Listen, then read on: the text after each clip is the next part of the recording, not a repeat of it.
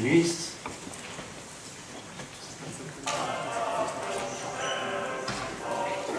Na wstępie naszych obrad chciałbym powitać wszystkich naszych bardzo miłych gości. W pierwszym miejscu chciałbym powitać Jej Ekscelencję panią Ambasador Kanady, panią Alexandrę Bugailiskis.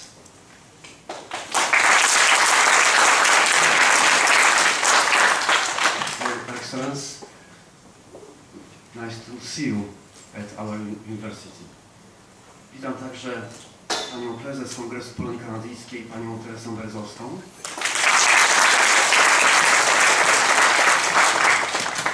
Pana prezesa Światowej Rady Polonii oraz wiceprezesa Kongresu Polonii Kanadyjskiej, pana Jana Stowskiego. Chciałbym przy okazji pogratulować Państwu wyboru na kolejną kadencję na stanowisko prezesa i wiceprezesa Kongresu Polonii Kanadyjskiej. Pani Teresa Berzowska została wybrana już na trzecią kadencję, co świadczy o tym, że cieszy się bardzo wielkim zaufaniem członków Kongresu i wszystkich Polonii Kanadyjskiej. Witam pana ministra Tomasza Lwowskiego, podsekretarza stanu w Ministerstwie Spraw Zagranicznych Rzeczypospolitej Polskiej.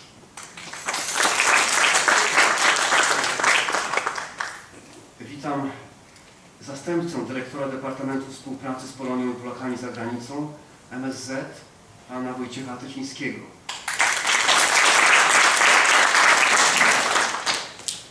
Witam panią Agatę Zajegę z Departamentu Współpracy z Polonią i Polakami za granicą MSZ.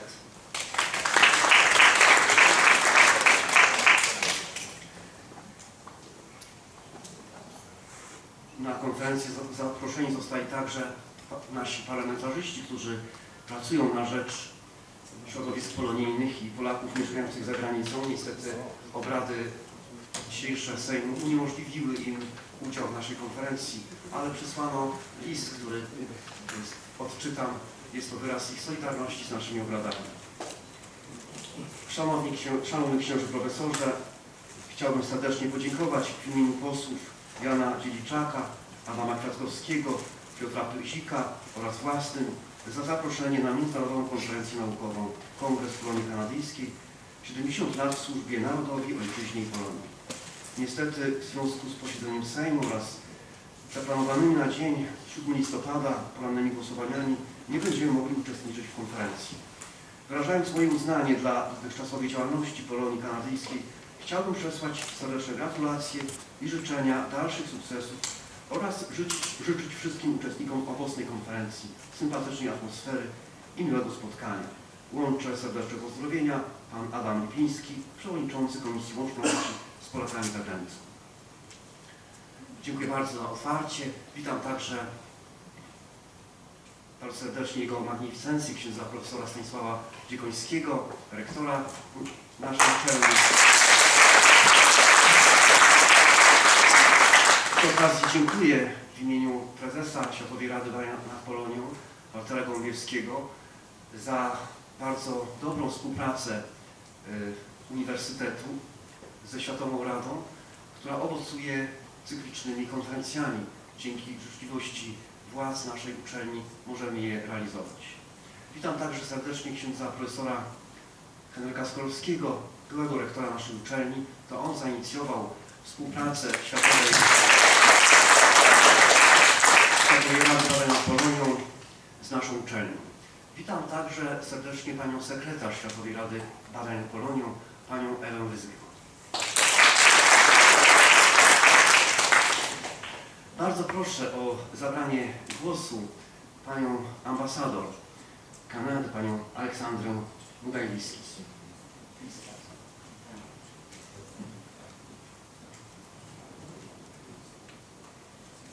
Przepraszam, jestem studentką po polsku, and so I'm going to be having, no, I have it. Oh, you got it translated? You have it translated, so you don't have to worry about it. And I'm very impressed at how up-to-date and electronic, I'm still in paper. Jego Magnificencjo, rektorze, książę, profesorowie, Drodzy przyjaciele z Kanady, mesdames et messieurs. As I said, I'm a student of Polish, so I will have to give my address in English, but hopefully you'll be able to follow me in Polish. I'm so very delighted to be with you here today to attend the inaugural session of your conference on the 70 years of the Canadian-Polish Congress's service to the nation, homeland, and Polonii. The Congress's services to Canada and Poland, to Canadians and Poles over the past 7 decades cannot be underestimated. The Congress has proudly and successfully represented Polish Canadians, and on many occasions, such as Poland's bid for NATO accession in the mid-1990s, proved very effective in advancing Poland's democratic aspirations. The successful establishment of the Canadian-Polish Congress 70 years ago was founded upon centuries of engagement between Poles and Canadians. The economic and social development of Canada has benefited enormously from the contributions made by various waves of Polish immigrants. Today, based on the 2011 national census, over 1 million of Canadian citizens trace their roots to Poland. My father-in-law is Polish, so I can say I'm sorry. Some historians claim that the first Polish immigrant who settled in Canada was a young Polish adventurer, Andrzej Wilk, or Andrzej Ruch, as he was renamed in his new homeland, and he arrived in 1686 by ship at the port of Quebec. Andrzej Wilk was from Gdańsk and only 20 years old when he arrived in what would be 200 years later, the country of Canada. The first large-scale Polish settlement in Canada were the Kashubians, who were escaping Prussian oppression, and they arrived in about 1858. They founded the settlements of Vilno, of Barry's Bay, and Round Lake in Ontario, beautiful areas. And to this day, the majority of the residents of these towns have Polish roots, and some still speak their native Kashubian language, 6 generations after their forebears migrated to Canada. Not generations, 6 centuries. 6 generations. There's a heritage museum dedicated to their history in the town, and in May of 2012, when former Prime Minister Tusk came to Canada, this was his first visit. The next wave of Polish migration arrived in Canada in the early 20th century and settled in the Canadian prairies. Many Poles also came to Canada in the interwar period, and more Polish refugees chose Canada as a safe haven during World War II. Thousands of Polish soldiers who fought in the West and were unable to come back to Poland immigrated to Canada shortly after the war. And there have also been smaller post-war Polish immigration waves to Canada, with the last one probably in the early 1990s. During the recent visit by the Governor-General of Canada, his first official visit to Canada, His Excellency, the Right Honourable David Johnston, praised the outstanding contributions which Polish Canadians have made over the centuries in every sector of Canadian society, from the military to engineering to music and the media, art and politics. And in the course of his meetings with the President, the Speakers of the Sejm and the Senate, and with business leaders, he mentioned many famous Polish Canadians, too large a list to ever reiterate here, but they included people like Kazimierz Szosky, the famous 19th century engineer, knighted by Queen Victoria for his accomplishments, and his grandson, who later became a great radio journalist, Peter Zalski. Wayne Gretzky, Canada's hockey, and he's possibly the best hockey player of all time, and his father was of ethnic Polish heritage. General Walter Natynczyk, the former chief of the Canadian Defence Staff, is also of Polish heritage. I could go on.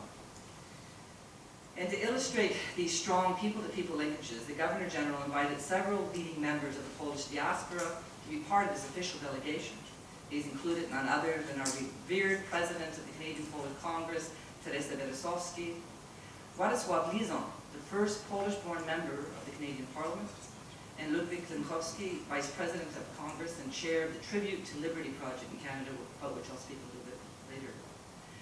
The Governor-General's visit provided an opportunity to highlight Canada's long and historic friendship with Poland, a friendship forged on the battlefield, where Canadians and Poles fought side by side in some of the most significant battles of World War II, the Falaise Gap, Monte Cassino, and Normandy. And he also laid flowers on the graves of Canadian pilots who were shot down while dropping supplies during the courageous Warsaw Uprising. And in honoring the 25th anniversary of freedom, he recalled the outpouring of assistance which Canadians provided to assist the democratic transition in Poland, and he praised the model which Poland has provided to the world in undertaking a fundamental and very successful economic and democratic reform. But the Governor-General also spoke to the need to build from the past towards a new vision for Canada-Poland relations. This next chapter in our relations will need the continued support of the Polish-Canadian diaspora, and of course the Canadian-Polish Congress will play a significant role. One of the key pillars on which to build this new chapter will be the Canada-EU Comprehensive Economic and Trade Agreement, the CETA. Poland is one of our key trading and investment partners, and Poland shares our values in open markets and rule of law and transparency.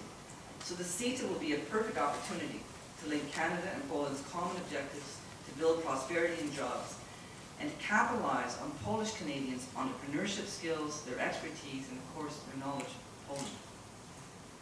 Our shared values of freedom, democracy, and religious tolerance are yet another area in which we have and will continue to work together to build a new chapter in our bilateral relations.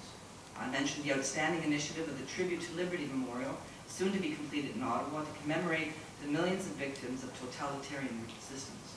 That memorial project has been very successfully developed and implemented by a Polish Canadian, one of the Congress's vice presidents, Ludwik Klunkowski.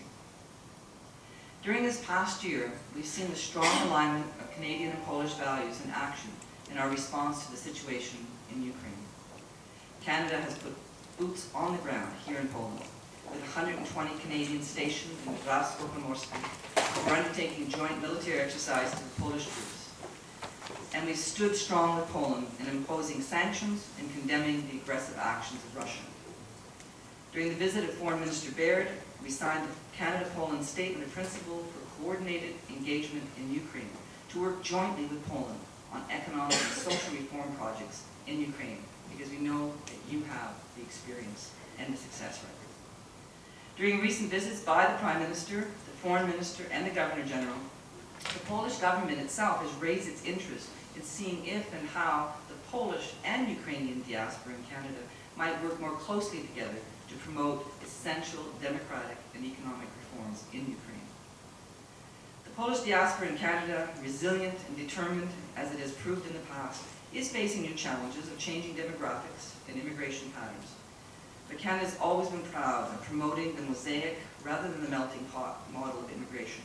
And we will continue to encourage immigrants to preserve their cultural identity. And I'm confident that the Canadian-Polish Congress will continue to work on retaining the Polish diaspora's culture and traditions. This is crucial in both our countries, as the bonds with your ancestral country strengthen the ties between both.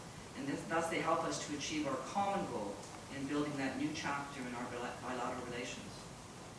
In closing, I'd also like to acknowledge the important role of the Polish Association for Canadian Studies, PAX, whose work continues to contribute to furthering understanding and knowledge of Canada here in Poland.